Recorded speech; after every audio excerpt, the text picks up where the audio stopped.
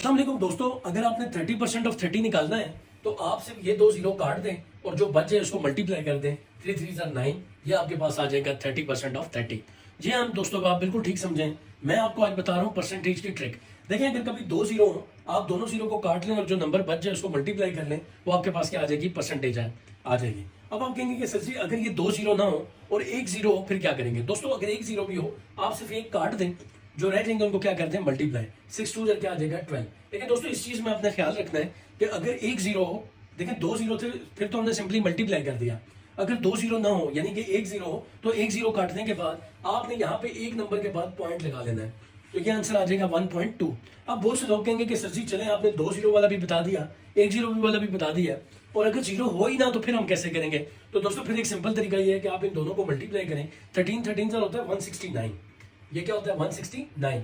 अब आपने देखना यहाँ पे एक जीरो नहीं था तो हमने एक के बाद पॉइंट लगाया। अब यहाँ पे दो जीरो नहीं है तो हमने दो नंबर के बाद पॉइंट लगाना है यहाँ से, तो आप यहाँ पे लगाएं तो ये 13% ऑफ 13 क्या आ जाएगा, 1.69। तो उम्मीद है दोस्तों ये आपको कॉन्सेप्ट अच्छे तरीके से समझ आया होगा। अब इन तीनों में से सबसे आसान वाला ये था कि जिसमें दो जीरो थे, हमने दो जीरो काट के नंबर को मल्टीप्लाई किया, आंसर आ गया। अब ऐसे ही एक सवाल मैं आपको दे रहा हूँ, मुझे जरा आप नीचे कमेंट में बताएं कि 40% ऑफ 40 कितना होता है। मुझे आपके जवाब का जो इंतजार है वो नीचे कमेंट में रहेगा, तो जल्दी से कमेंट में जाइए और कमेंट भर दीजिए। Thank you very much. अस्सलाम वालेकुम।